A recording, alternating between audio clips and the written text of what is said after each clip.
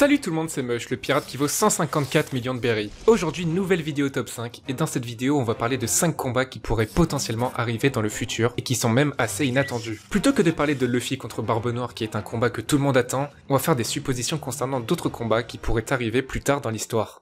Sanji contre Kizaru. Et oui, il est possible qu'on ait plus tard un combat entre Sanji et Kizaru, une rivalité entre la lumière et la jambe noire. Cela a déjà été vu dans l'opening 17, en effet on voit le Monster Trio contre les Amiraux. Je sais parfaitement que les openings ne sont pas des éléments présents dans le manga, mais ça met en valeur le fait que le second peut battre un amiral. C'est ce qu'on a vu avec Rayleigh lorsqu'il s'est battu contre Kizaru. Bien qu'il ait vieilli, il arrive toujours très bien à lui tenir tête, alors cela laisserait supposer que le second de Luffy, Zoro, pourrait battre un amiral à la fin de l'œuvre. Et ainsi, pourquoi Sanji ne rivaliserait-il pas également avec un amiral?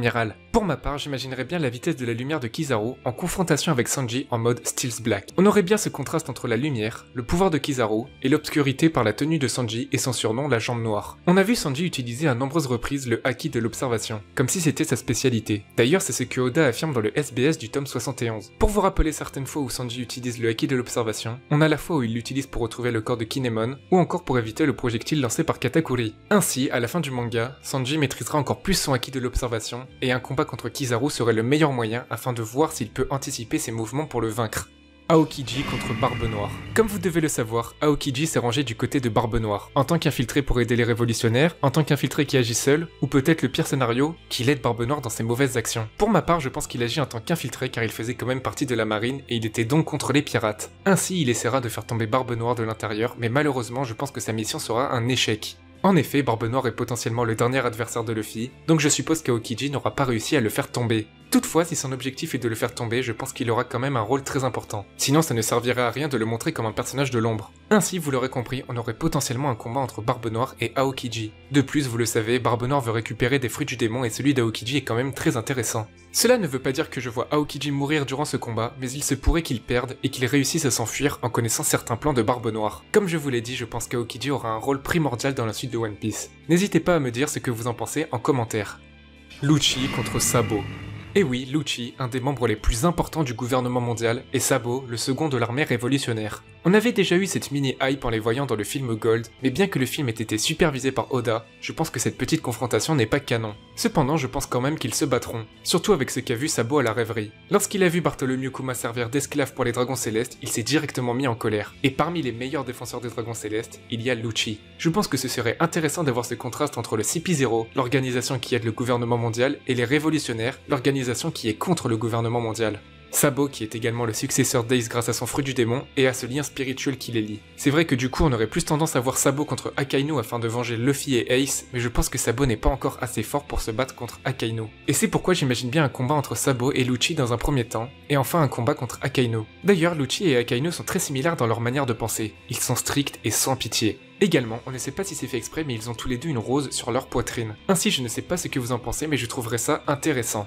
Crocodile contre Weeble. Je vous vois venir, mais non, ça sera Marco contre Weeble. Oui, c'est possible en effet, mais je vais vous expliquer mon point de vue. Après l'Arc Impel Down, Crocodile a réussi à s'évader grâce à Luffy. On apprend ensuite que son objectif est de faire tomber Barbe Blanche. On le voit d'ailleurs essayer de le tuer durant Marineford. On ne sait pas encore pourquoi Crocodile voulait faire tomber Barbe Blanche, mais je vais vous faire part d'une supposition. Je pense que Crocodile s'est fait battre par Barbe Blanche et à cause de ça il a perdu la totalité de son équipage. À cette époque, Crocodile ne devait être qu'un simple pirate à la quête d'aventure comme Luffy, mais ses rêves auraient été brisés par la puissance de Barbe Blanche qui a causé la perte de la totalité de son équipage. Et parmi son équipage, il se pourrait qu'il ait perdu un être cher, je pense à une femme notamment. Ça expliquerait pourquoi il a créé le Baroque Works en formant des duos contenant une femme et un homme. Également, ça pourrait avoir un lien avec le secret dont Ivankov parlait, mais je ne vais pas partir trop loin dans une théorie. Je pense ainsi que Crocodile est reparti dans le Nouveau Monde en compagnie de Das Bones, et qu'il s'apprête à revivre des aventures comme auparavant. Cependant, je pense que Weeble arrivera sur son chemin sans réfléchir. Il agira comme dans sa première apparition, où on le voit tout détruire sur son passage. Il arriverait face à Crocodile, et sans réfléchir, il chercherait à se battre contre lui. Crocodile doit potentiellement connaître le lien entre Weeble et Barbe Blanche, notamment dans les journaux. Dans le chapitre 903 par exemple, on voit que ça parle de Weeble, et Crocodile lit le même journal. Il doit donc être au courant. Ainsi, ça lui rappellerait son ancien équipage qui a été battu par Barbe Blanche, et il ne veut pas que ça se reproduise avec quelqu'un qui serait potentiellement son fils. Et c'est de cette manière qu'un combat entre les deux personnages pourrait commencer. Par conséquent, ça permettrait à Crocodile de se venger car il n'a pas réussi à mettre la main sur Barbe Blanche à Marineford.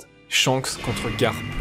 Un combat digne des plus grands combats, les plus grands acquis de l'armement qui s'affrontent. C'est peut-être mon imagination qui me joue des tours et mon rôle de fan qui prend le dessus, mais j'adorerais voir un combat entre Shanks et Garp. Pourquoi, vous allez me dire? Les deux mentors de Luffy. Les deux qui ont eu un rôle primordial dans la vie de Luffy. L'un qui est son grand-père et qui l'a forgé durant son enfance afin qu'il devienne marine, et l'autre qui lui a donné l'envie de devenir pirate. Donc premièrement, on a cette grande rivalité, et ensuite on a tout simplement la rivalité d'un héros de la marine et d'un empereur qui était auparavant dans l'équipage de Goldie Roger. De plus, ça ferait un lien supplémentaire. On pourrait supposer qu'à la fin, on ait un combat entre Kobe et Luffy. Kobe qui au tout début était un pirate et qui deviendra un grand marine à la fin de One Piece. Et Luffy qui au tout début devait être marine car c'est Garp qui l'encadrait, et au final, il deviendra un grand pirate des mers. Ainsi on a Shanks, le principal mentor de Luffy qui lui a permis d'avoir l'envie de se lancer dans la piraterie, et Garp, le mentor de Kobe qui lui a permis de très vite s'améliorer et qui deviendra un grand marine. Par conséquent, je pense que ce combat entre Garp et Shanks serait quelque chose de très symbolique, qui montrerait une bonne fois pour toutes cette éternelle rivalité entre les pirates et les marines. Voilà pour cette vidéo, si elle vous a plu, n'oubliez pas le pouce bleu. Vous pouvez me soutenir sur mon Utip en regardant une petite pub de 30 secondes, ça m'aide vraiment et merci à tous ceux qui le feront. On se retrouve pour une prochaine vidéo, ciao tout le monde!